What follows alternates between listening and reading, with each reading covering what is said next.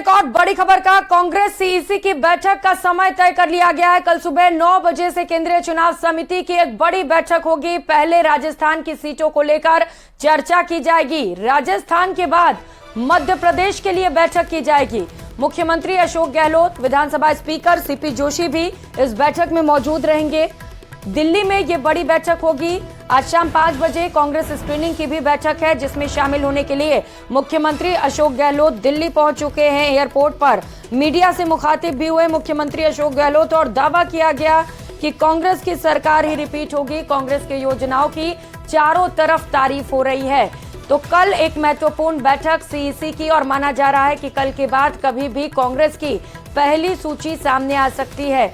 इस बैठक में सबसे पहले चर्चा राजस्थान को लेकर किया जाना है, क्योंकि राजस्थान में अभी एक भी सूची सामने नहीं आई है और माना जा रहा है कि कल के बाद कांग्रेस की ओर से पहली लिस्ट जारी की जा सकती है। तो टिकटों को लेकर लगातार मंथन का दौर जारी है। जिताऊ और टिकाऊ उम्मीदवार ढूंढने की कोशिश कांग्रेस की ओर से की जा रही है और एक बड़ी बैठक शाम 5 बजे से होने वाली है। आज मुख्यमंत्री अशोक गहलोत इस बैठक में शामिल रहेंगे, तो वहीं विधानसभा स्पीकर सीपी जोशी भी इस बैठक में मौजूद रहेंगे। स्क्रीनिंग कमेटी की यह बैठक और इसमें भी टिकटों को लेकर ही चर्चा की जाएगी। माना जा रहा है कुछ वर्तमान के विधायकों के टिकट काटे जा सकते हैं, जिन्हें लेकर विरोधी लहर है, उनके टिकट कट सकते हैं और कुछ नए चेहरों को जगह दी जा सकती है। नए चेहरों पर पार्टी दाव लगा सकती है। तो वहीं राजस्थान में बीजेपी ने जो फॉर्मूला अपनाया एमपी वाला, उसके तर्ज पर कांग्रेस के चलने की भी संभावनाएं जताई जा रही हैं और माना जा रहा है कुछ पूर्व सांसदों पर भी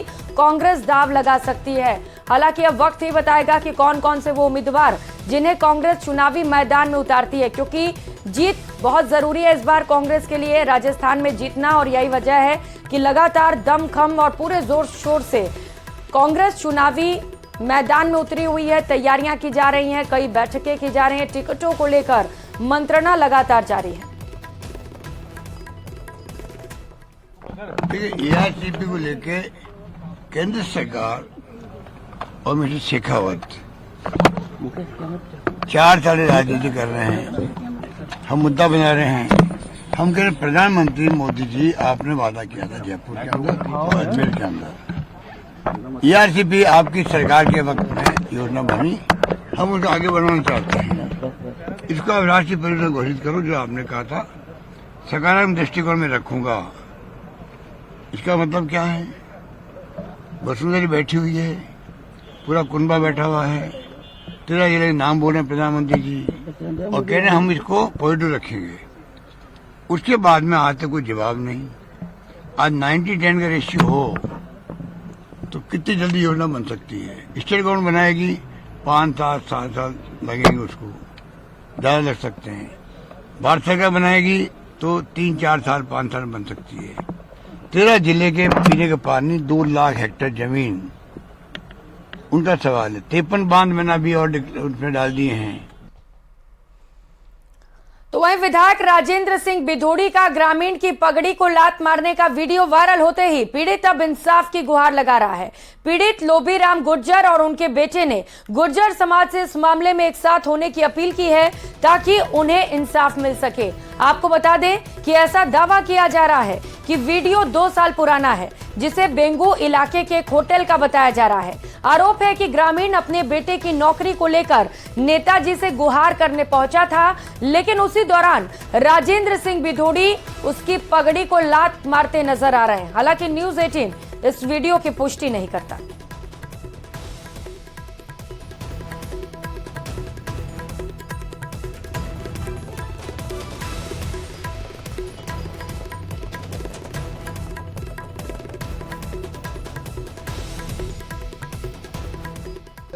साहब 2 आदमी कदाया जो मुंबकों को ने अरे मने तको रुपया ले लो कन था कि का बात मत करो। अरे ने आप सभी गुजर हमारी मदद करो, हमारी फागड़ी को मानो है, हमारी फागड़ी को नियम लाद की दीजिए, किलोमीटर से डर पड़ी है। तो उन्होंने क्या पगड़ी पे लात मारी उन्होंने। पूरी गुजर समाज हो, हमारा साथ दो, हमारे साथ रहो, पूरी मेवाड़ की जनता हो। तो ये वीडियो आप देख पा रहे हैं। विधायक की करतूत देखिए जरा। एक शख्स यहां पर पहुंचा हुआ था, मांग सिर्फ इतनी थी कि बेटे को नौकरी दे दें, क्योंकि बेटा बेरोजगार है, घर परिवार का खर्चा नहीं चल रहा था और उस दौरान उसकी पगड़ी को लात मारकर उछाल दिया जाता है। तो वहीं इस पूरे मामले को लेकर बीजेपी प्रवक्ता लक्ष्मीकांत भारद्वाज ने क्या कुछ कहा, सुनाते हैं आपको।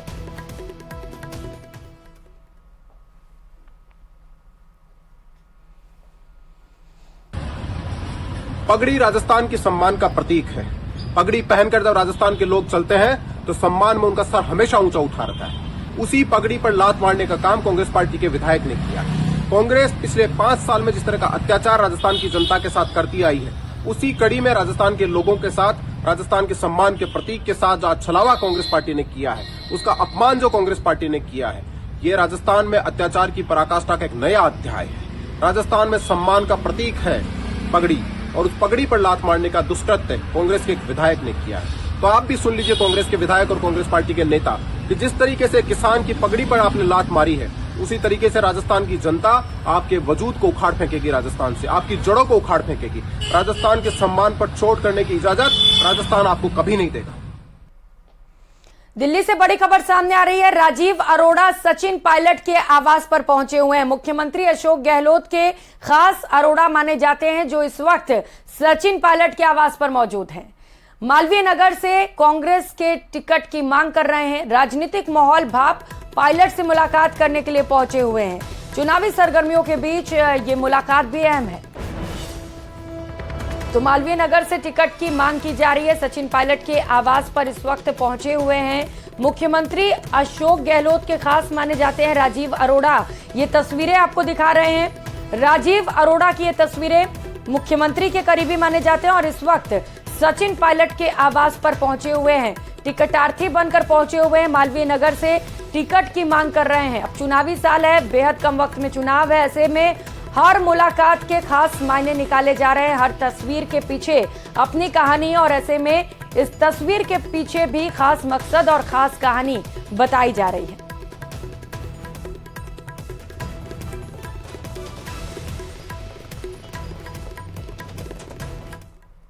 तो वहीं दिल्ली में राजस्थान बीजेपी कोर ग्रुप की बैठक से जुड़ी ये बड़ी खबर आपको बताते चले। बीजेपी की दूसरी लिस्ट को लेकर काउंटडाउन शुरू हो चुका है। बीजेपी अध्यक्ष जेपी नड्डा के घर पर लगातार बैठक का दौर जारी है।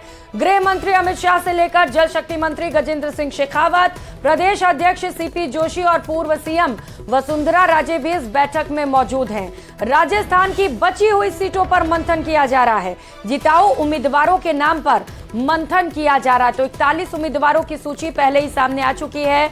कुल 200 विधानसभा के सीट बचे हुए प्रत्याशियों के नाम को लेकर चर्चा की जा रही है, क्योंकि गृह मंत्री अमित शाह भी पहुंचे हुए। ऐसे में माना जा रहा है कि आज प्रत्याशियों के नाम पर फाइनल मुहर भी लग सकती है।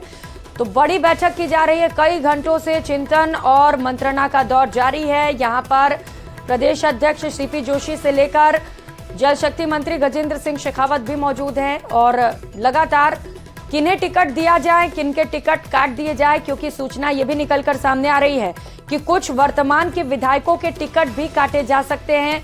कुछ नए चेहरों पर पार्टी दाव लगा सकती है। तो यही सूचना ये भी है कि 90 से 100 नाम जिन पर मंत्रणा की जा रही है, उनमें 2 से 3 सांसदों के नाम भी शामिल हो सकते हैं। पहली सूची में ही 7 सांसदों के नाम शामिल किए गए थे। कुछ कद्दावर नेता को मैदान में उतारा गया है, जैसे बाबा बालकनाथ हो गए, राज्यवर्धन सिंह राठौड़, दिया कुमारी को भी मैदान में उतारा गया है। किरोड़ी लाल मीणा पर भी पार्टी ने भरोसा जताया। वैसे इस बार भी माना जा रहा है कि जब दूसरी लिस्ट बीजेपी की सामने आएगी तो इसमें भी 2 से 3 सांसदों के नाम शामिल हो सकते हैं। खबर नागौर से है, जहां पर सियासी पारा हाई है। पूरे चरम पर बेनीवाल वर्सेस मिर्धा देखा जा रहा है। बेनीवाल ने रिचपाल मिर्धा को लेकर बड़ा बयान दे दिया और भगौड़ा करार दे दिया। डेगाना से जनसभा के दौरान उन्हें भगौड़ा कहा गया। रिचपाल मिर्धा ने बेनीवाल को लेकर जवाब दिया है। उन्होंने कहा कि मैं 35 साल से डेगाना का वोटर हूं। बेनीवाल का गांव नागौर में आता है। मिर्धा ने यह भी कहा कि चुनाव खीवसर से जरूर लड़ते हैं।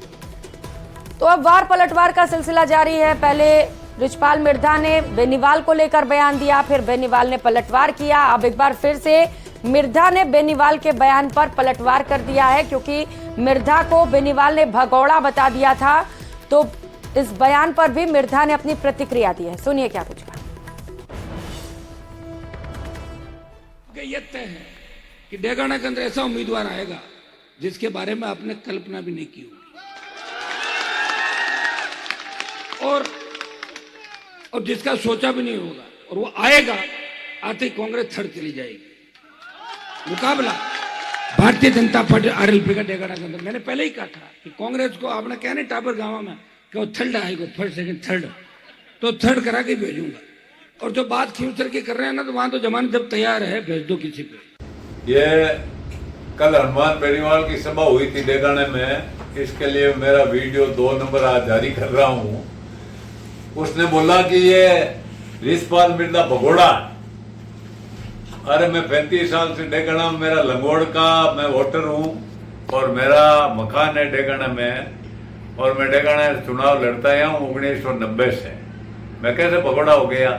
भगोड़ा तो तू है, अरे तेरा गांव है उसमें, बनगांव किस में है? नागौर कॉन्स्टिट्यूंसी में है। और तू चुनाव लड़ता है खीमसर में, भगोड़ा तो तू है। और एमपी चुनाव में तू हनुमान बेनीवाल जब गठबंधन करके वहां पीसी करके सीधा मेरे घर आया था, और मेरी घरवाली के पैर पकड़ के बैठा था कि जब तक आशीर्वाद नहीं मिलेगा तब तक उठ के नहीं जाऊंगा, मेरी मदद करो। और तेरी मदद की हमने। और कर लेते हैं एक और बड़ी खबर का। पाली तस्कर एनकाउंटर मामले से जुड़ी है बड़ी खबर आपको बता दें। डीजी क्राइम दिनेश एमएन घटनास्थल पर पहुंच चुके हैं। दिनेश एमएन ने घटनास्थल का जायजा लिया। राजसमंद पुलिस की डीएसटी टीम और तस्करों के बीच यहां पर मुठभेड़ हुई थी और मुठभेड़ में एक तस्कर की मौत हो गई थी, जबकि एक तस्कर मौके से फरार हो गया था। अब पूरे जिले भर में तलाशी अभियान जारी है। पूरे जिले भर में नाकाबंदी करा दी गई। आपको बताते चले कि तस्करों की गाड़ी से डोडा पोस्ट, मोबाइल, डोंगल और एक पिस्टल भी बरामद की गई है। केस दर्ज होने के बाद अब मामले की जांच सीआईडी सीबी के द्वारा की जानी है।